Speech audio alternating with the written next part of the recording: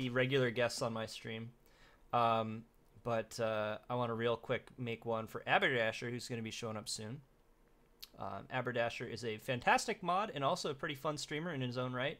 I really feel like he should get more of an audience, so you should check him out if you can. Why don't Aberdasher? I think you're in the chat. Why don't you go ahead and link us your Twitch so that people can follow you if they haven't already? Yeah. Well, hang on. I'll send a Skype call out to you, but I want to finish this real quick. So let's. I think it's this one I want to know. Hang on. Let's just make a copy of Greg's. And we'll save that as Aberdasher icon. And close that, open that. And I'll just real quick edit this so you have your own little icon. Looks all professional and shit, doesn't it? Oh man, that's so nice. Hang on, this needs to be centered a little bit. Hang on. Yeah, let's save. Export. Export. Export. Close GIMP. That's all set up. And yeah, so hang on a minute. Let me do this.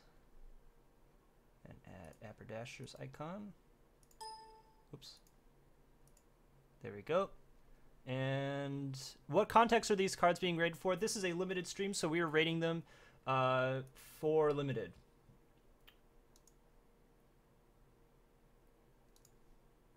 And if you don't want to be on video, by the way, that's fine, Aberdasher, but I'm still going to have your little icon up. So it's up to you. All right. Excellent. So I can hear you, and I'm not hearing you twice because I turned off the voice on the stream. Excellent. We're good. Yeah. Do you want to have video on or off? I can turn on my video if you want me to. It's up to you. It's up to you.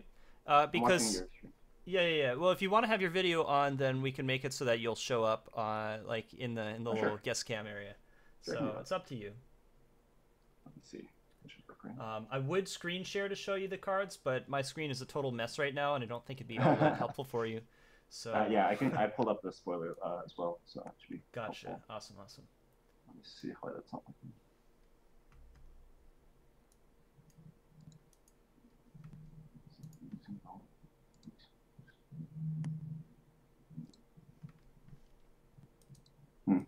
And my webcam doesn't seem to be working, so let's go without that. Okay, gotcha. All right. No problemo. All right. So where do we start from? This is for limited, right? Yeah, this is just for limited. Let me turn off the Skype thing then. This is just for limited. So far I've gone through white, blue, and black, and we're just started with red. And the first card we've rated is Abandon Reason. And I just explained the rating system. Yes, I was listening to that, actually. Right. So we just explained the rating system. I'm using limited resources rating system. I'm just going to go ahead and link them in chat because LRCast or limited resources is a fantastic resource. You should definitely check them out if you're trying to get better at limited. I figure most people have probably already heard of them, but if they didn't exist, I probably wouldn't be streaming right now, and I wouldn't be nearly as good as I am. Oh yes, they're very good. Yeah, and they're fun to very, listen very good. Yeah, they're a lot of fun. Really good podcast. Just put on while you're traveling somewhere or whatever. Yeah, so they're not nearly as limited as the name would suggest. Indeed. Well, I mean, they did name themselves after a magic card. They did. Which, I forget what limited resources does. It restricts lands, doesn't it? Yeah, something about lands. Like you can only play up to that many lands, so there are only 5 lands in play. Right. So in 5 lands. right. It's banned because. Yes, I remember that now. Okay. All right, so let's keep going. Abandoned Reason, I think it's like a CC+. It's like solid trick, but, you know, not game breaking or anything. Yeah, I do think that tricks are still quite good in this in a new format. I'm not entirely sure whether or not tricks are quite as good as they were before. When we saw clues and so on in Shadows. But I still think that's worth it. The fact that it's a nice little madness value if you have that is good. But yeah, we'll have to see, I guess, if the trick still has taken as much value. Yeah. I mean, the bigger the creatures get, the worse tricks get. Right. Exactly. So, especially with like Emeralds and all those draws. Yeah, exactly. Yep. All right, let's keep going. Next card, Alchemist's Greeting. 4 and a red for a sorcery, which deals 4 damage to target creature. Yeah, at the full cost, that doesn't seem very good, but no, it doesn't. I mean, this would be without the rest of the text. I think this would be like a D plus. Like you could play it, or maybe like a C minus. Like you could play it if you didn't have any other removal, but it doesn't even kill many 5-drops. Yeah, exactly. Especially now, 4 toughness isn't even the key value, I think. Yeah, I mean, well. 4 is a pretty good number to be able to hit because most of the creatures in a red deck have 3 power, I guess. Right. And so there's going to be a lot of creatures that have 4 toughness that you need to be able to kill. That's a good point. But either way, this doesn't really meet the grade for removal unless you take into account its madness cost. Agreed. I think the madness is really where we're getting the value here, and if madness is as supported as it seems to be, then it could get there. But I guess I don't really know what the dynamics are for how early the madness cards need to be picked. Agreed. Right? Yeah. So I want a couple enablers before I draft this, essentially. Yeah, I mean, I think there's a lot more. I think there's a higher concentration of madness enablers than there was in Shadows. Right. Especially I don't know if you discussed this already, but the Noose Constrictor. Sorry, which one? The Noose Constrictor, the green Wild Mongrel. We have not gone to green yet. Right. I've seen most of the cards, but I've not gone through them with a fine-tooth comb yet. So. Right. So, I just think that free madness enablers are just so important. Arrow, Falcon Wrath, or so on. And so because of the fact that we have a couple more of those in the set, it makes me significantly happier about madness. Like before, madness just wasn't really that much of a thing. And here, I think that we really have the payoffs, and we also have the enablers. Yeah, I mean, with all that in mind, I definitely think it's better than a C minus. Yes. Like in the right shell, this is probably a C plus or better. Yes, I agree. But if you can, because the fact that it turns into instant speed, deal 4 damage or something, if you have enablers, like that's very strong. Unlike something like Murderous Compulsion. It has restrictions, right? You can't. Yeah. You can only target tap creatures. It is very good still, but I'd say Murderous Compulsion. If this were in the same pack as a Murderous Compulsion, and I was in black red, I'd still take the Compulsion. I think so. If you have a sufficient madness, I'm not entirely sure that that's still true. I think. I don't know. Like, I don't know. I just see the big, huge creatures in this set, and it makes me think Murderous Compulsion just got better.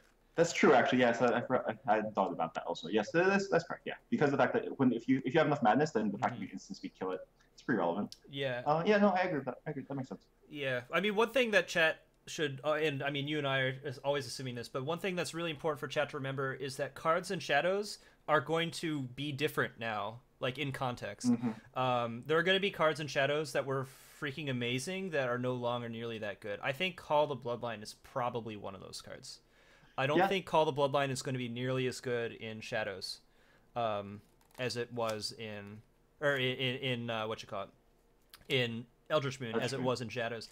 I think there's going to be shells where it's great still, like in Black Red. I think it's even better in Black Red than it used to be. But you're not going to be able to jam Call the Bloodline in every deck and be happy about it, in my opinion. I think it's interesting because before, basically what happened was, since we had so many clues and stuff going around, card disadvantage wasn't really a thing. So being able to discard and just get cards out of it was very good. Here, instead we see that we want it as an enabler effect for our madness cards, and the fact that you can do it instant speed. Right, but there's so few madness cards in black now. Yes, like it used to be the case that you could, turn 2 play it, turn 3 play, I don't know, Kindly Stranger or something, turn 4 discard Twins, and get a 1/1. Right. And exactly. Yeah. That was like the dream, Yeah, so much value, right? But you're not going to get that anymore. Not in just mono black. You have to be in black red to really take advantage of Call the Bloodline to its fullest at this point. So I don't know. It's still going to be good, but I don't think it's like bomb status like it used to be. So something to think about. But a lot of this is just speculation. We don't know for sure how good those. I mean, I actually didn't catch a lot of the LRR pre-release. I did catch a few rounds, but yeah. Yeah, because I was out trying to Pokemon Go and I'm failing terribly at it. Yeah, I'm gonna spend a few hours doing it tomorrow because I have one client at 1 o'clock and one client at like 7 or 8. Yeah, and just don't do it while you drive. A lot of time. Well, no, I'll be at some national park or something. I don't know. Yeah, okay, next, let's keep going. Assembled Alphas. Yes. It's a rare. We just saw this on the pre-release, and holy shit, 6 this mana, card's 5/5. good. This card's really good. It deals 6. Yeah. Whenever whenever it is in combat with the creature. Yeah. Sort of like 6, but yeah. It's a very strong ability. Just remember when you're playing against this card, if you try to block with 2 3/3s, you're gonna have a bad time. Yes. If you block with 2 3/4s, you're still gonna have a bad time, Oh, yeah. but this will die. If you block with a 3/4 and a 3/3, you're gonna have a bad time, and this won't die. Yeah. Basically, so 3 is a really good this is number here. unblockable. Yeah, This is definitely you don't multi-block it unless you really, really want to. right. Take a Like lot this is one of those cards. If you were playing a deck that curved out at 4, you'd play an extra land just to play this. Yes. Like that's how good it is. This is easily an A. There's not a lot of 6-drops I'd call an A, especially 6-drops that are on the ground. No, But this the just fact that completely destroys a game. Like, yeah. I mean, it's just basically unblockable. So like, if this text was 6 mana 5/5 unblockable, like if that was what the text actually was, I'm pretty happy with it, right? Like it does so much stuff, and on the other hand, it does also have an ability that you can take advantage of if it becomes relevant, right? Like yeah. the And I mean, fact that, even if you're on the defensive, a 5/5 for 6 is still fine. Like exactly. I think that in terms of quadrant theory, as limited resources fans, yes. we definitely want to look at this card and say, all right, well, if you're behind, it's fine. It's not great, but it's fine. If you're at parity, this card's great. And if you're ahead, it's gonna be fine, right? Like it's gonna close the game pretty darn fast. So I think that in oh shit! It's even when it. Oh, it's even when it blocks. Yeah. When it blocks, it also deals damage. Whoa! So that is absurd. So I didn't read that. Yeah, like, why did they have to throw that when it blocks part in there? It's every combat, man. It just does it in creature combat. This guy just doesn't like other. That just got even better. It's an alpha, man. It's an alpha. It doesn't. Other creatures absurd. shouldn't exist when it's on the field. All right. Well, that card's bomb. We don't need to talk more about it. All right. Next, Bedlam Reveler. It's costs 8 mana. It's a 3/4. Are you in?